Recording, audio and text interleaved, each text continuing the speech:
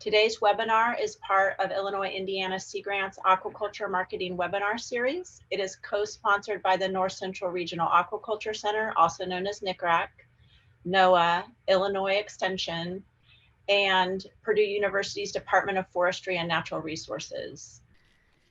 With that said, I would like to introduce you to today's guest speaker, Travis May. Travis is the Aquaculture Production Manager at the Freshwater Institute, where he manages daily operations of all fish culture systems. That includes preventative maintenance, data collection and analysis, bioplan creation, and harvest logistics. Prior to joining the freshwater team, he worked with a major state fish division and managed production at one of the largest and most advanced recirculating aquaculture facilities in the United States. He holds a Master's of Business Administration from Hood College and a Bachelor's of Science in Natural Resource Management from Shepherd University. Travis, welcome. The screen is yours. Hi, thank you, Amy. Thanks for having me today. So we'll get into the presentation here. Okay, so today's presentation, we're going to talk about bioplanning basics. So essentially, what is a bioplan? We're going to go through some of the math that's behind growth predictions and show some examples of how you can calculate thermal growth coefficients and then turn those thermal growth coefficients into future weight projections. And then we're going to transition to best management practices for bioplanning, data collection, feeding, biosecurity, preventive maintenance, and preventing off flavor. So what is bioplanning? So essentially bioplanning is a biological plan that is catered to your facility, systems, water quality, and the species of fish that's cultured at your farm. It's going to allow you to see how the production changes in the future and tell you when to harvest fish, split, grade, and when to bring in either eyed eggs or fingerlings in your system so that you can achieve this steady state production where fish are always coming into your facility and leaving your facility. So how does it work? It uses historic hatchery data that you are going to collect to then facilitate accurate projections.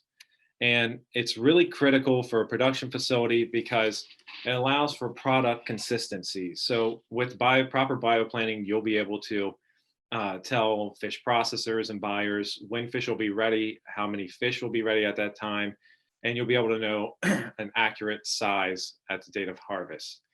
Bioplanning is going to allow you to understand where the production bottlenecks are in your facility and then give you insight to how much capital needs to be allocated into those areas to reach your production targets. And it's going to allow you to plan for future expansion. So you'll be able to up your production targets and say, and know how many tanks in each life stage area you need to meet that target per harvest. So I just want to start out with just a quick visual example of what a bioplan would look like for a 10 metric ton facility, just so you can kind of understand where we're going to go with this. So this facility has, multiple life stage tanks, 10 fry tanks, 4 smolt, 9 grow out, 9 pre-grow out, 10 grow out, and some purge tanks for harvesting. And essentially the idea of the bioplan is that you can see in the fry system, we're always bringing in cohorts of fish and they're overlapping so that we create this steady production of fish coming in and out of the facility. And then when you look at the 24-month, you can see that the bioplan is structured so that you will continue to harvest fish out on a weekly basis. Or if your production plan is slightly different, you can factor that into your biological planning. So to create a bioplan, where do we need to start? Well, we need to start at sampling our fish correctly and inventorying the population. This is critical. If we do not do this step, you will not have an accurate bioplan and you will struggle to meet production goals. So first and foremost, we need to capture a random sample of the population. A general rule of thumb would be 100 fish from each population to give you some kind of statistical power. We want to define what a sampling period is, and this is a critical aspect in bioplanning. A good rule of thumb is every month, and then as your bioplan becomes more accurate and advanced, you can back that to every other month. And by sampling your fish every month, this will give you insight to how how the thermal growth coefficients and these mechanisms that allow you to plan future growth change with the life cycle of the fish. I'll have a slide later in this presentation that shows thermal growth coefficients of rainbow trout, and it'll illustrate, that the thermal growth coefficient that you're using to plan for future growth from 0 to 100 grams is dramatically different than from 500 grams to a kilo. You need to understand factors that can influence or bias your sampling. So net size is a big issue. If you're dealing with larger fish, making sure that the nets are big enough to be able to capture large fish within the population and therefore prevent you from skewing one way or another. You need to implement crowding whenever you sample so that you can mix the population up. And if you don't have crowders and you're not capable of doing that, sample from various locations in the tank, directly behind the feeder, lower bottom of the tank, middle and side, so that you can capture these variations in size depending on how the fish distribute themselves in the tank. And then you need to understand the sample variance, and how that impacts your sample. So if you sample 100 fish in a population and the smallest fish is 100 grams and the largest fish is 500 grams, that's quite a large variation in size, and some additional sampling or grading may be needed at that time. Lastly, you always need to know how many fish in the tank. This seems like a no-brainer, but it can be difficult when you're dealing with the fry stage. When I worked with yellow perch, that was extremely hard to quantify how many fish we had at first feeding because the fish were so small at that time. But whenever you can quantify by either hand counting each fish, you can bulk weight them into the system. And then if you have a larger facility or capital to spare, you can purchase, an automated counter. So now that you have a sample, how do you use this to predict future growth? So we're going to get to know the thermal growth coefficient equation pretty well here. So the thermal growth coefficient is a model for predicting growth that factors in the temperature of the environment and is expressed by the current weight of the fish in grams to the 1/3 exponent minus the previous fish weight in grams to the 1/3 exponent over the temperature in C times a period of time, the days between the sampling event. And you multiply that by 100. And that'll give you this small number called the thermal growth coefficient. It requires knowledge of temperature during that sampling period. And if you want to predict out past that sampling period, you'll need to understand water temperatures and how they may fluctuate if you're not using a RAS system based off the seasons, and that should be factored in for an accurate projection. So here's an example of how to calculate a thermal growth coefficient. So let's say we have a farm that has a 12 C average water temperature. Our fish that we sampled are 400 grams, and 30 days ago, they were at 300 grams. So we're going to start off by inputting those variables into the equation.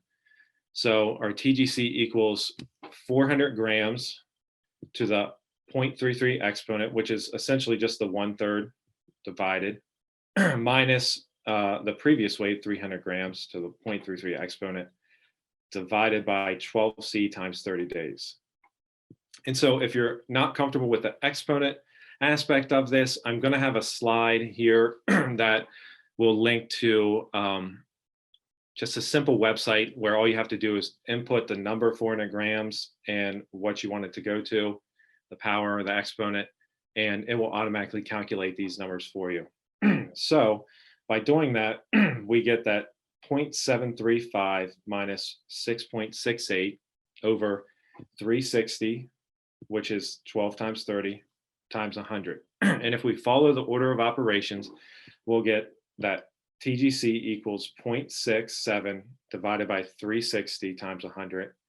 And when we divide 0.6 by 360, the TGC equals 0.0018 times 100. That comes out to this little number at the bottom of the screen, 0.186. And this is a very powerful number because this is actually going to drive our future weight predictions. So we can use a thermal growth coefficient equation and reconfigure it to actually predict weight of a fish 30 days in advance or any point in the future. So reconfiguring that equation, we get the predicted weight equals the current weight of our fish to the 0.33 exponent plus TGC divided by 100 times the temperature times the date, all that to third exponent. So if we use the variables from the last experiment, our farm had a average temperature of 12 C. The current weight of the fish is 400 grams. Our calculated thermal growth coefficient of 0.186. And we want to see, well, how big is this 400 gram fish going to be a month from now? We can input those variables into our rearranged equation and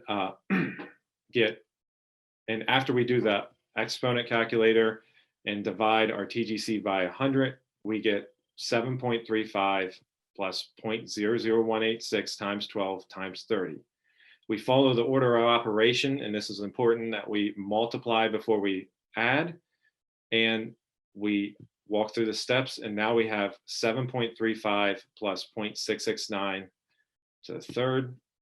We add those two numbers together and then use the link that I'm going to present to you in the next slide for the exponent. And we have predicted that the weight of this fish 30 days into the future will be 515.6 grams.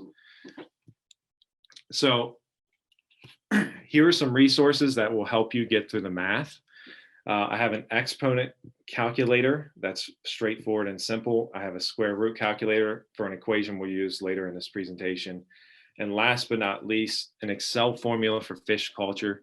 This link will take you to a publication that we have created that will walk you through how all the Excel formulas need to be presented.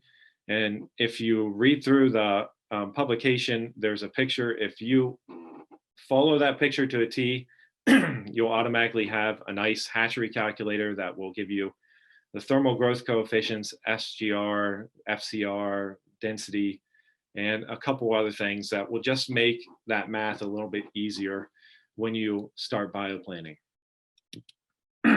So now that we have the ability to look into the future and understand fish growth at our facility, the next step is to use the species constraints for planning.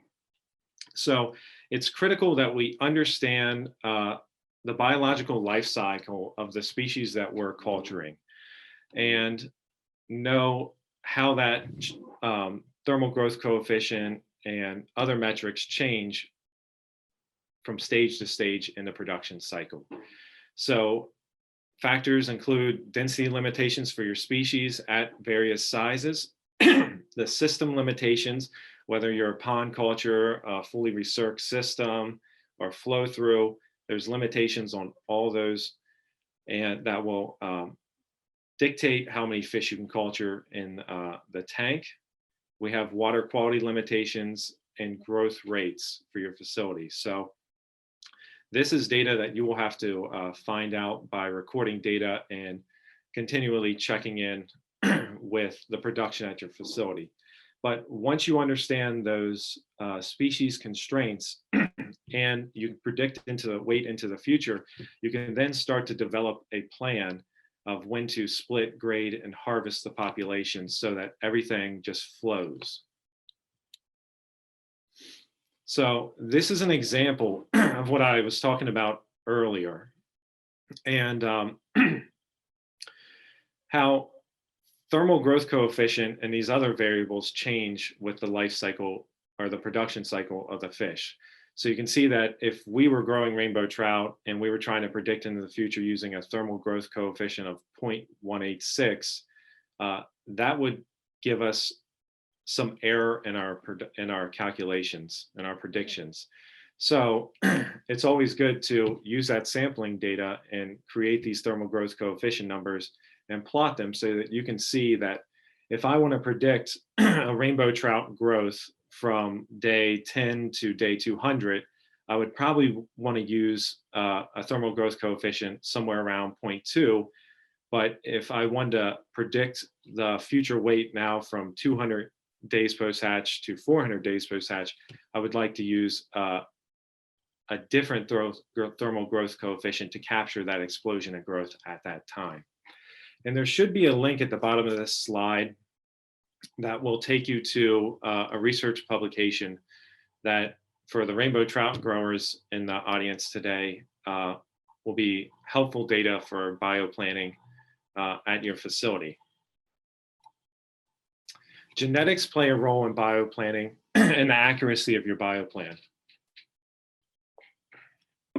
Oh, so here is a link to another article that shows the difference in growth between several strains of rainbow trout that we commingled in tanks at our facility. And you can see that if you're using one particular strain of rainbows, that will dictate, a different thermal growth coefficient number than if you're using a slower growing strain of rainbows. So I'd like to bring back up this example of the 10 metric ton facility bioplan, just now that you kind of understand the predictions. So the goal here, again, is to use your hatchery data to predict fish weight into the future. Once you can do that, then you can play around with where fish are in your facility at any time and try to create a bioplan that meets your production goal, whether that's a weekly harvest or, a monthly harvest. And the bioplan and the math will, excuse me, let you know fish size, and therefore you can do your basic hatchery calculations like density and have a better understanding of how many tanks are going to be needed at any given time. So I'd like to take this time to transition and show you an Excel file that I've created of how I would go about a basic bioplan.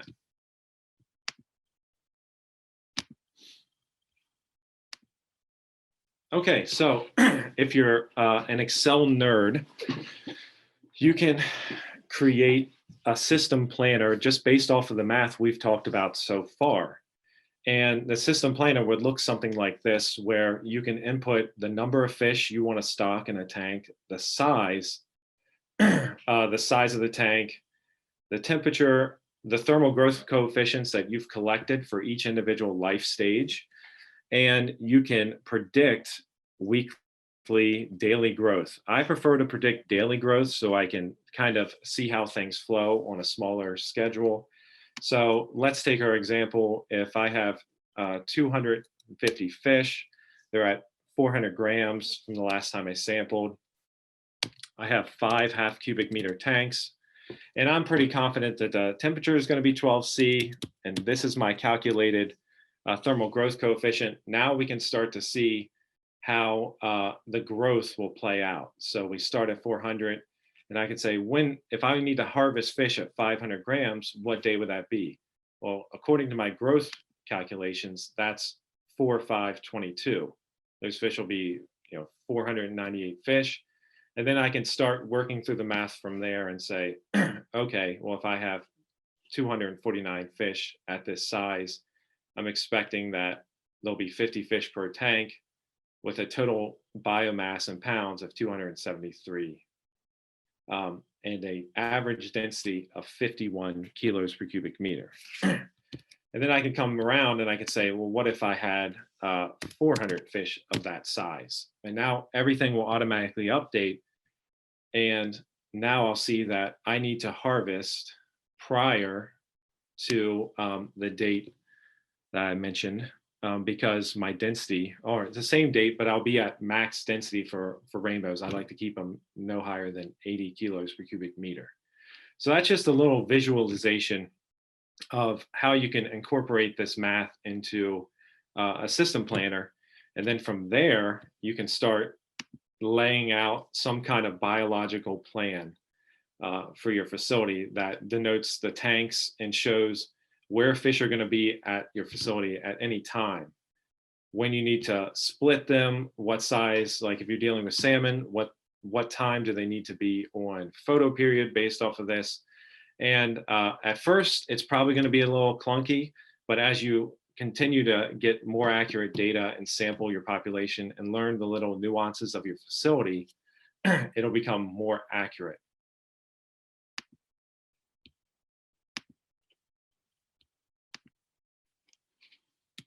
Okay, so how do we make sure that the bioplan becomes accurate? Well, the first and probably most important step is data collection. Data collection is key. If you collect garbage data, you're going to get garbage results. So with data collection, what are we really looking for knowing on a daily basis? Well, the flow, the temp, morts, feed usage, water quality, all these things are important for biological planning down the road.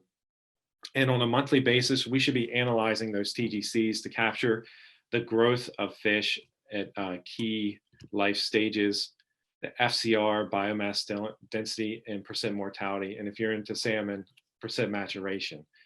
All these metrics, production metrics, will allow you to build out that bioplan or that system planning Excel sheet and drive accuracy into your facility. And I just have a picture here of a simple daily data sheet that we use at the Freshwater Institute to gather these metrics. Feeding best management practices are key for accuracy in a bioplan. And we know that feed is directly related to growth, and it's also quite expensive or quite a large expense for a production facility. So the first rule of thumb is we want to make sure that the feed that arrives at our facility on day one is of the same quality, 6 months down the road in storage, so that the fish are able to receive the proper nutrition that it provides and maximize growth. So some good rule of thumbs is you store your feed in a cool area of 60 degrees Fahrenheit to prevent any kind of rancidity. Dry area of 50% or less humidity to prevent any kind of mold. Dark area so that so you don't have light penetrating the feed and causing any kind of issues with the nutrients in the feed. And lastly, institute a pest prevention plan so that mice and rats and other small mammals don't chew through the bags, and then that feed goes into your production system and could potentially create a biological hazard that results in mortality. We want to monitor waste feed and adjust daily. I always recommend that staff look at a feeding at bare minimum 1 time a day.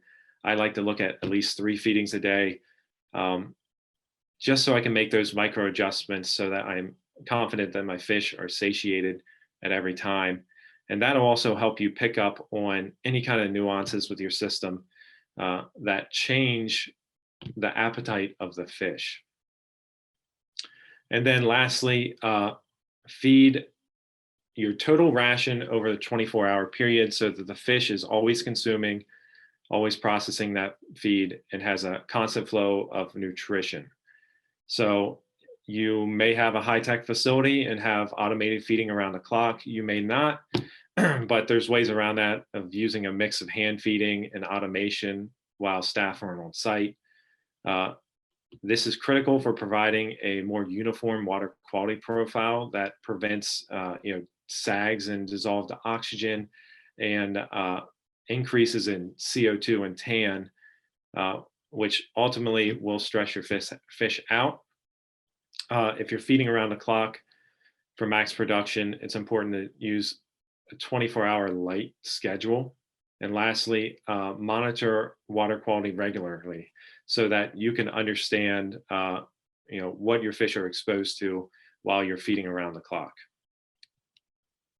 So I've put in an example if you're wondering, well, at what interval do I need to feed my fish? So there's actually a calculation for that.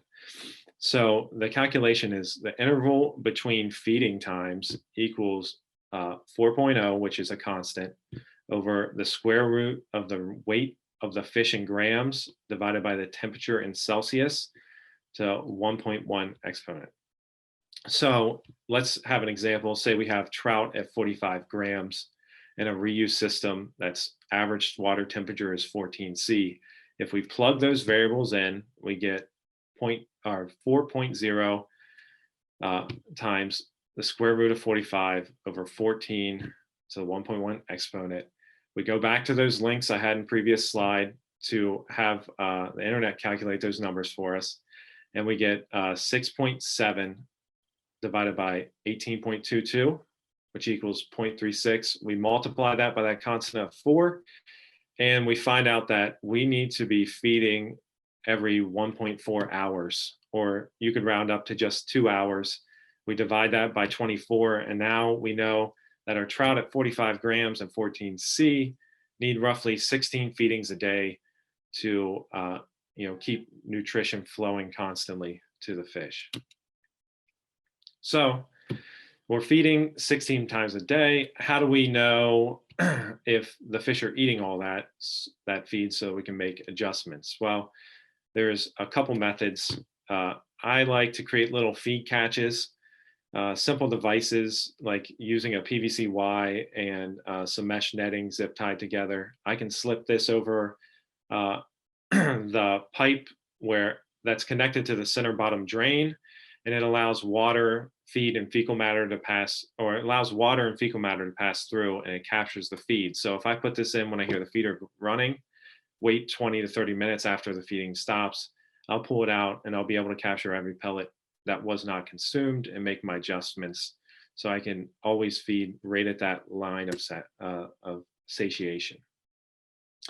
I also recommend using small waterproof cameras. They don't have to be expensive. They can be, cheap cameras that you buy off of Amazon, and hanging them in the center of a tank and then connecting them to just a simple computer monitor, which would allow you to look at the center drain of a tank and capture any feed passing through the center drain. It also allows you some insight into fish behavior in the tank and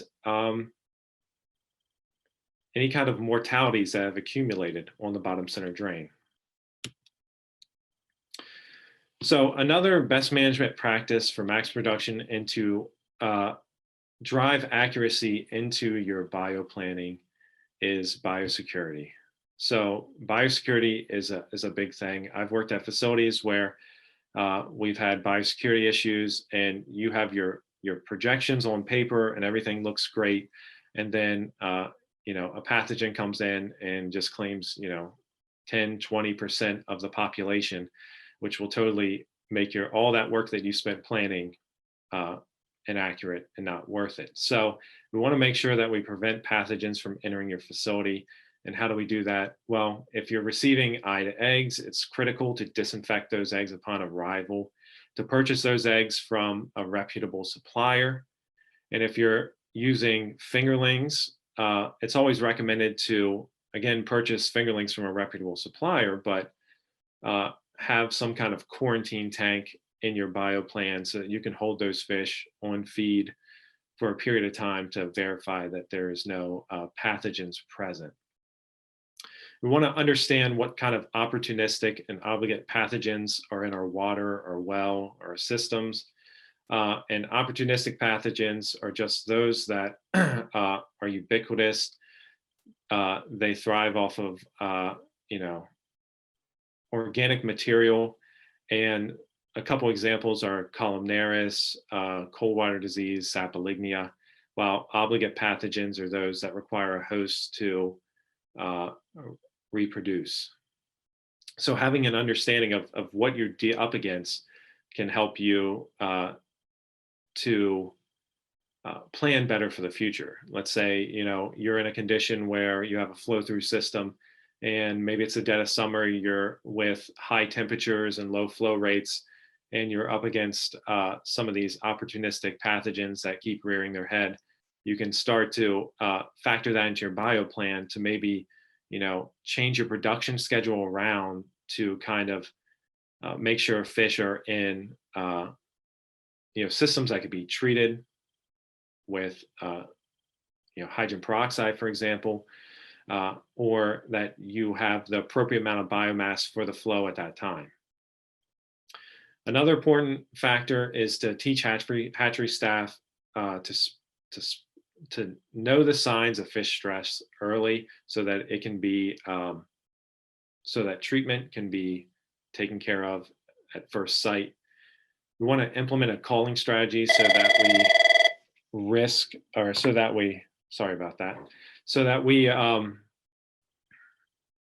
we can remove fish that are infected before the pathogen has time to grow exponentially and cause more havoc in our systems. It's important to dedicate equipment to each system and properly place foot baths so that people aren't bringing pathogens into our facility via their feet, and they're not taking pathogens from one tank or production system via a net or a brush to another system and spreading it around the facility. It's important to limit tours so that so that outsiders aren't bringing in pathogen in your facility, and to make sure that you talk with tours prior to arriving and make sure that they know not to wear any clothing or footwear that has come in contact with other fish facilities near term. And lastly, understand the workflow and how that changes during a biosecurity breach. So we always try to practice working from small fish to large fish throughout the day, and to focus on healthy stocks, and then save fish that may have some kind of pathogen outbreak, handling them at the end of the day so that we're not spreading disease from sick to healthy. Preventative maintenance is a best management practice for bioplanting. We've all probably had incidences at our farm where a pump fails, or a pipe burst, or a valve doesn't close at the time it needs to be. And so this downtime can have a dramatic impact on your biological planning. So we want to make sure that we factor in downtime for maintenance. So if you recall from the 10 metric ton bio plan, there's some empty space between when you remove fish from a tank and when you restock them. That may seem like a waste in production, but that's actually critical time for you and your staff to get in and pull pumps, that may have been running for a long time, and make sure that they're well maintained before the next production cycle. It's a good time to make modifications on your system to increase production, and also fix any kind of lingering issues you've had that you've just been waiting to fail, essentially. It's important to keep detailed logs of when maintenance has been conducted. This can either be from a simple data sheet, something input in Excel, or there's actually a lot of providers out there that sell software that allows you to track your assets and understand when maintenance has been performed on any given pump, valve, or motor. It's important to keep critical parts on hand. This has saved me a lot in my career. So keeping spare parts for items that commonly fail, like solenoid valves, probes, either the whole probe or membranes or solutions to recalibrate, so that when something fails, it can be fixed quickly and prevent, a lag in production, because you're taking fish off feed, or moving fish around into different systems to fix what has been broken. It's critical to exercise valves regularly. I have a picture in the center bottom screen of the screen that shows what a valve looks like that has not been exercised regularly in a system that has hard water. And you can see the calcium scale has rendered that valve useless. And I'm a big proponent of doing monthly maintenance checks on equipment. So having staff walk around and just grease pumps, check the amp draw on pumps, check temperature on pumps, exercise valves, and the list goes on, so that we're not caught off guard at 3 in the morning, or we're not caught off guard in our production plan. We can ensure that everything's going to function properly. Grading is a critical BMP for max production and something that needs to be factored into your bioplanning. So when you're bioplanning, you need to understand what is going to be downgraded and what you're going to be left with. And so that you can reconfigure the thermal growth coefficient and the plan from that point on and have a more accurate prediction of the growth rate of the fish that have been graded. And so what you really want to do at the time of grading or before is create histograms. So essentially, a histogram is just a device that allows you to visualize the distribution of weight over a fish population.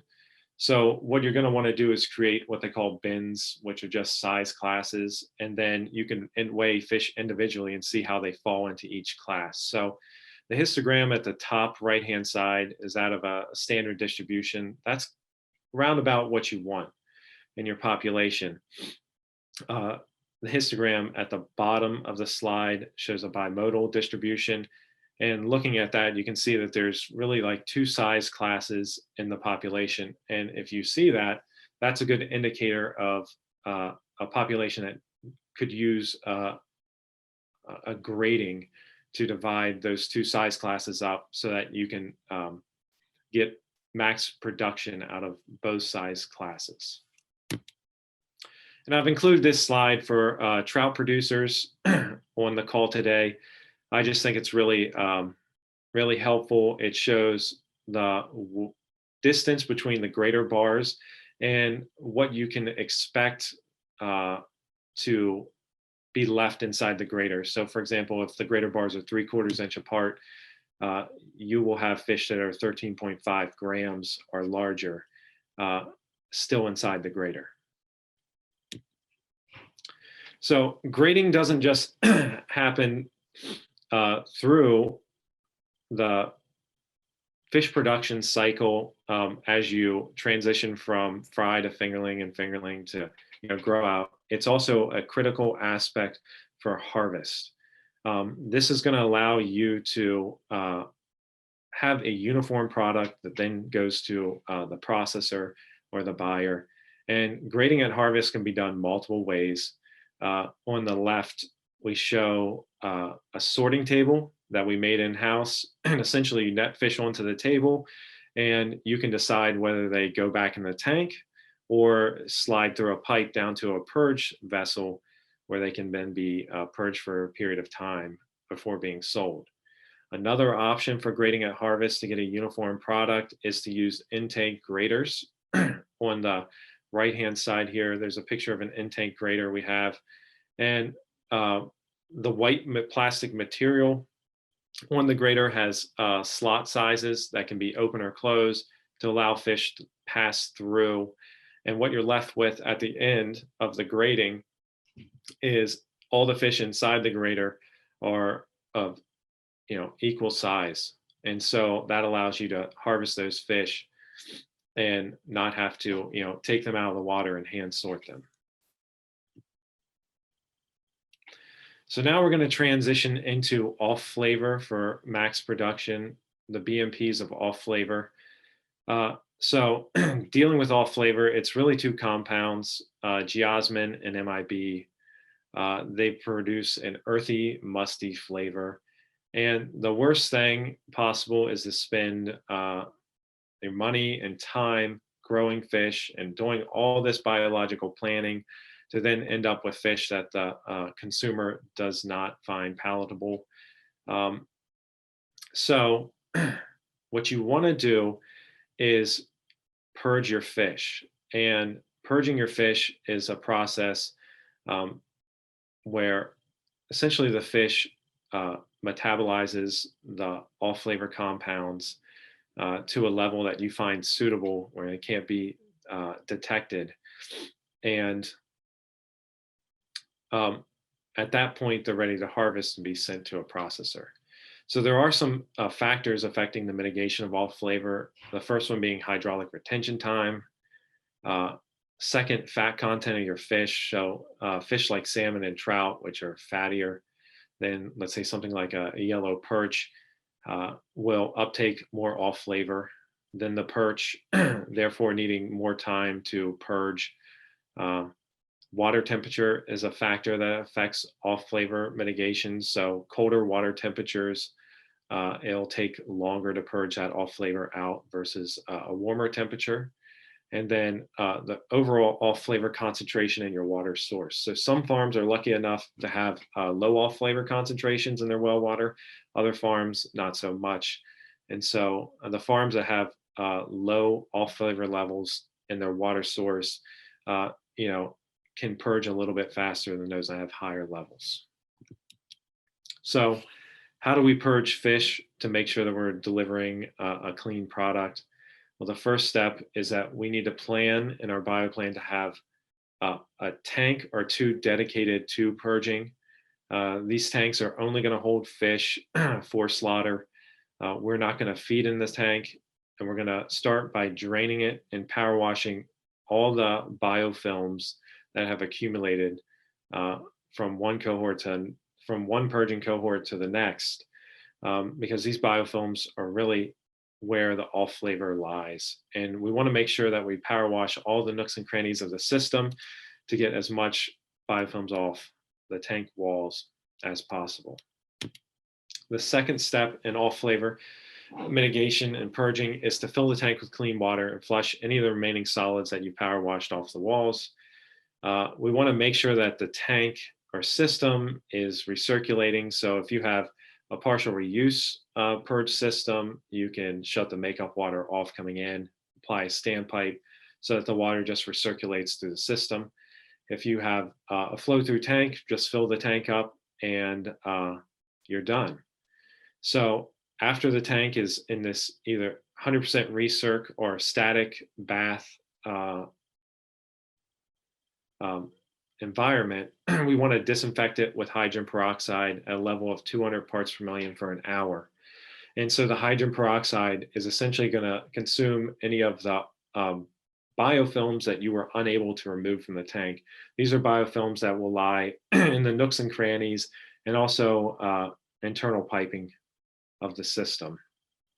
And then the last step, well, not the last step, but the last step for this slide is to turn the makeup water back on and flush any off flavor compound or any of the residual hydrogen peroxide out of the system before stocking with fish.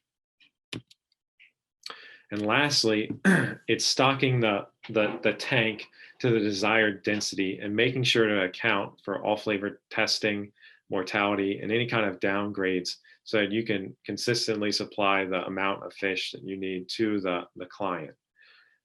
While the fish are in the tank, they will be kept off feed for the duration of the purge. And we're going to shoot for hydraulic retention time and somewhere in between 2.5 and 4.6 hours. And that's essentially another way of putting it is we want to make sure that our makeup water entering the tank is at a level that we can recharge the entire contents of the tank or the system in between 2.5 and 4.6 hours. So after 3 days of purging, we want to start taste testing the fish for off flavor. And there's a lot of information out there from the catfish industry that will walk you step by step through how those procedures are done. And if you want to know more about the purging process, I've attached a link to the presentation that will show you a video we've created of the step-by-step procedures.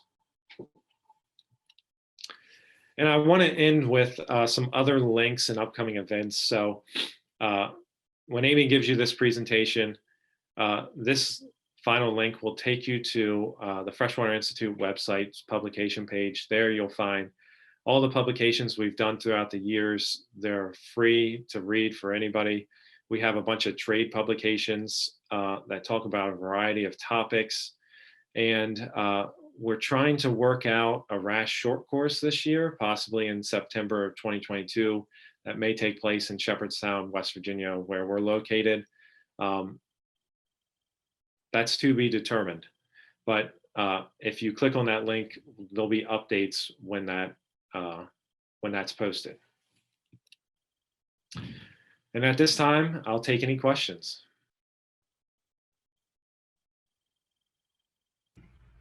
Thank you, Travis. I'm gonna start with a question, so I'll give people a chance to type a question in. And for anybody who wants to ask their question, just raise their hand and I'll call on you as that becomes available. So a few different times you talked about handling fish during the production process. So for sampling and grading, do you have some tips on how to reduce stress during those events?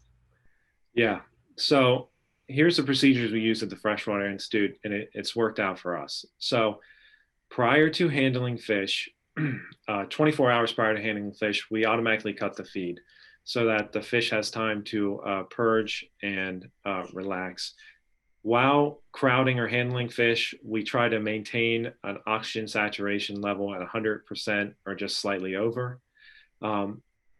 We train staff to make sure that we understand signs of stress. So when we dump that crowder into our large production tank, we will crowd slowly and make sure that we're not seeing fish laying on the bottom of the tank. They're not rolling at the surface or gasping.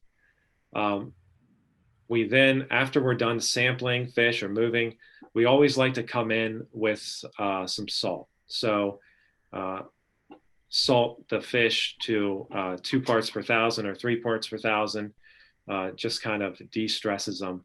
And then start initiating feed, at least 4 to 8 hours after that, and then gauge that feeding response. If the fish is wanting to consume food, slowly building up to full feeding.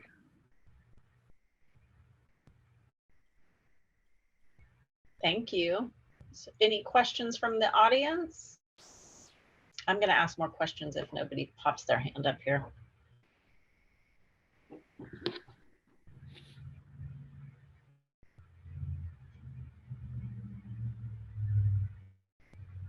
We'll give people a few more minutes to think. So one of the reasons that we put this in a marketing series is one of the things that we find from consumers, especially if you're going into the restaurant industry or you're going into something with culinary professionals, is they really want a consistently sized product. And one of the things that I think we see a lot of times is there's things that can get your bioplan off kilter. Like for instance, like a pump goes down and you have to do maintenance, or, money's tight, so I don't feed as heavy. Are there tips that you can give to people to just help stay on that bioplan, or even some examples on how when you don't stay on that bioplan, it can really throw your production off and wind up hurting you in the future? Yeah, so tips for staying on the bioplan. It's definitely, I would say it's focusing on some of those key factors I talked about in the presentation. Like for me personally, my experience, biosecurity and having a strict biosecurity protocol helps out a lot with staying on the bioplan, because the mortality associated with pathogens can happen fast and it can be significant. So just implementing some protocols like I listed will help. And making sure that, you have trained staff who can kind of, see the issues happening before they get severe.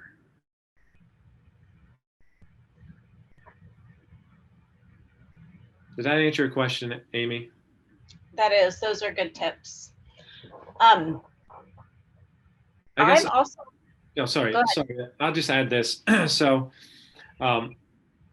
with bioplanning, here's another tip. So with bioplanting, I always try to think I mean, it's easy to grow fish on paper, right? Like I love growing fish on paper. That's just not the reality. So the bioplan just puts you in the ballpark.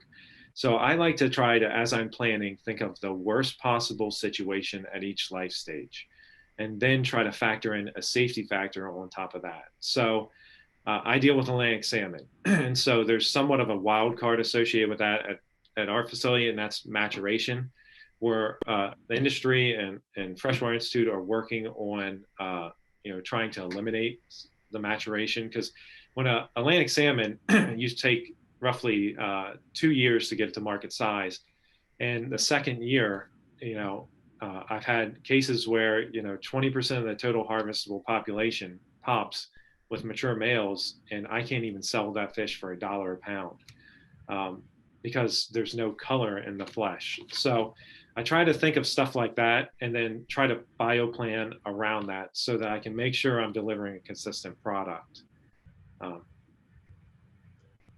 And that's my safety factor. Do you have, I see that we have at least one yellow perch farmer on the call. Do you have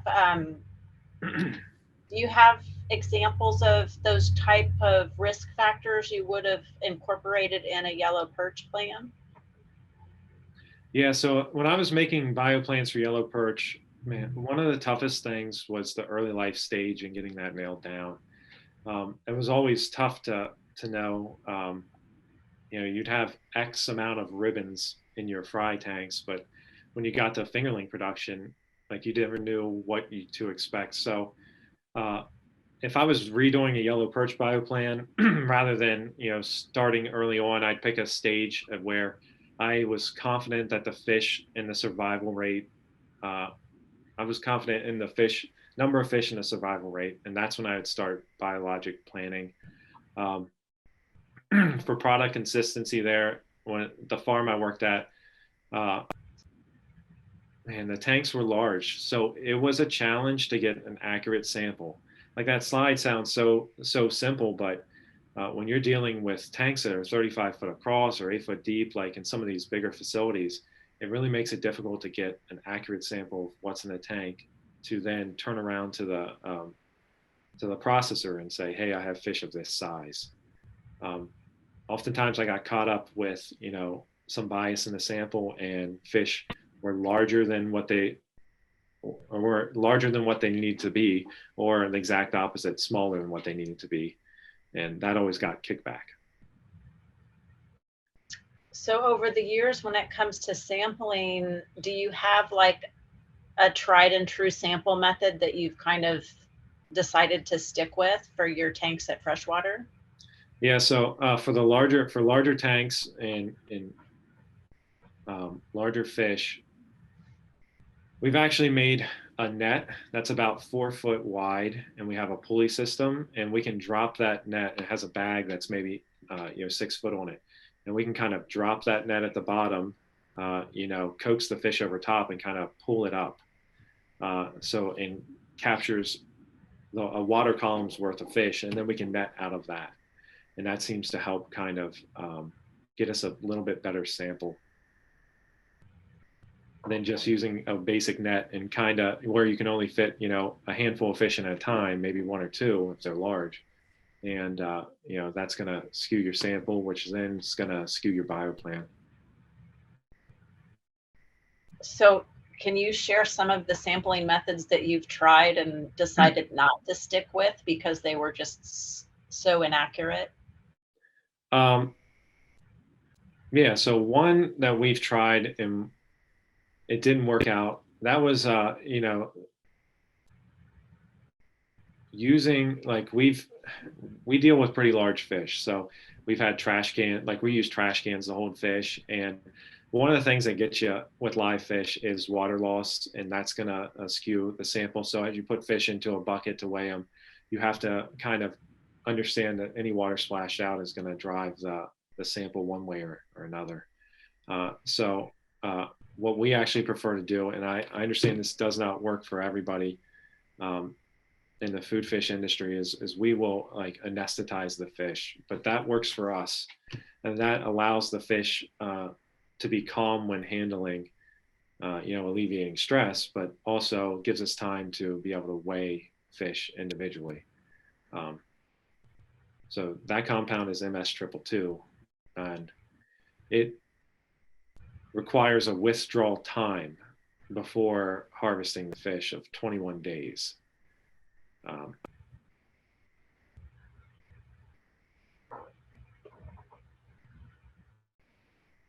We have a quiet audience today. They're making me work for questions here. So,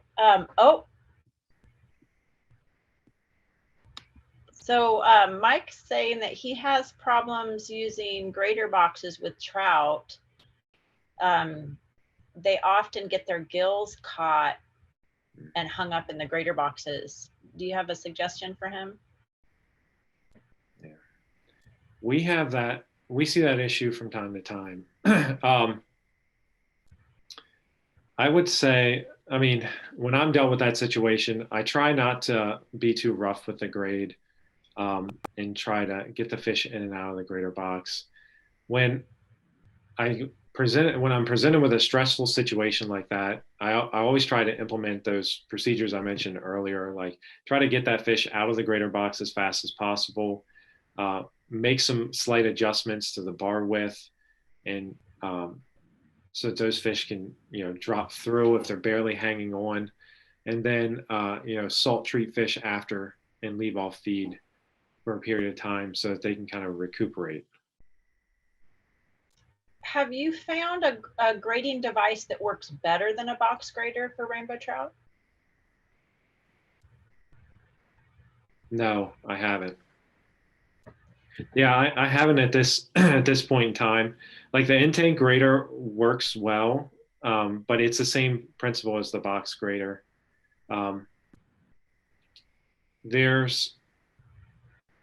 There might be some technology coming down the pipeline that looks into this. There's a lot of work being done with like biomass and size estimation software that hopefully will try to eliminate, I guess give you more accurate insight on the size of the fish and how to grade them more effectively. But yeah, I haven't found anything really better than the box grater. There are some devices though, if you have there are some devices you can purchase from, larger companies like belt graters and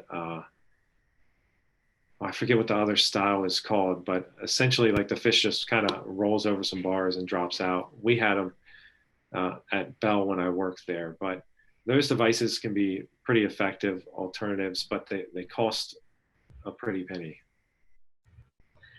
Lisa was asking if you could share your presentation. Travis is going to send me the PowerPoint presentation, so you'll have the access to all those links. Okay, if anybody has one last minute question, we have one more minute. Hey Travis, this is Kyle up at Superior Fresh. How you doing? Hey Kyle, good to hear from you. How you doing? Good. I was just wondering, have you had any experience with any biomass scanning cameras or anything like that that would give get away from the trap net style of sampling? Have you ever done anything like that yet?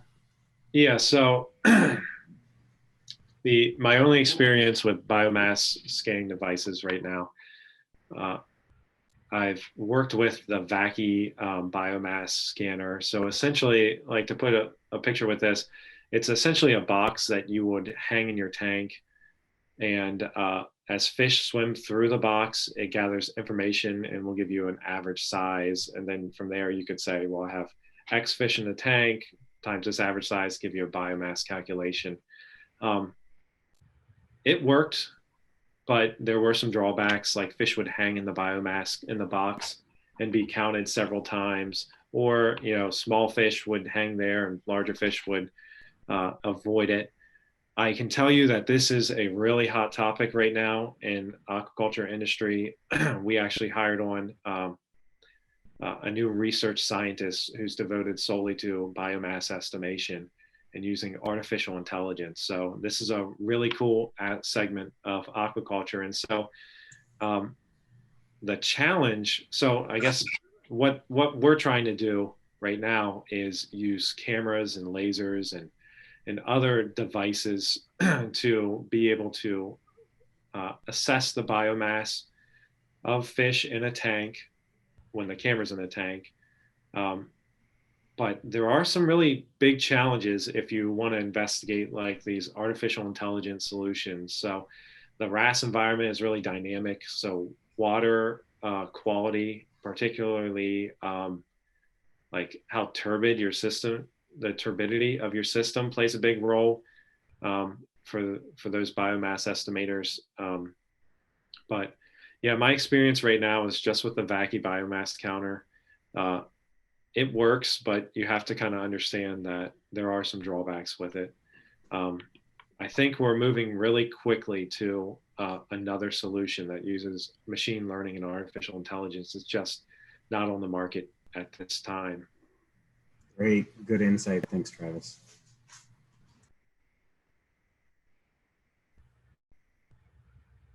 I know that's something that not only the RAS farmers are going to be interested in, but I think every type of production system would like a better way to count their fish.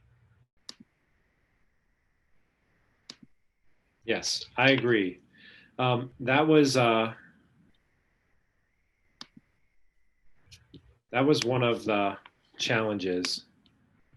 Sorry, I'm trying to get back to that was one of the challenges that I faced while at Bell. It was, how do you get this estimation of the biomass so that you can create the accurate bio plan? I really think in the next couple years, we're going to have a solution for that.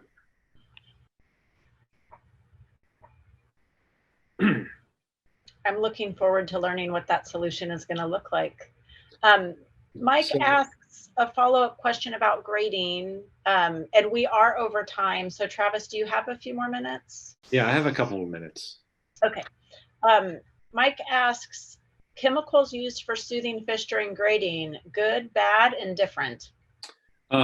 Indifferent. I have never used those, but I will say that if you're using salt, is always a great chemical to use, or a compound to use, just because it has so many benefits for stress relief. But yeah, if you get on Sindel, or it used to be called Western Chemical, they have some items that will like improve the slime coat of the fish.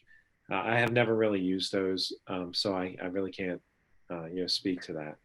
But I know salting fish after grading works well.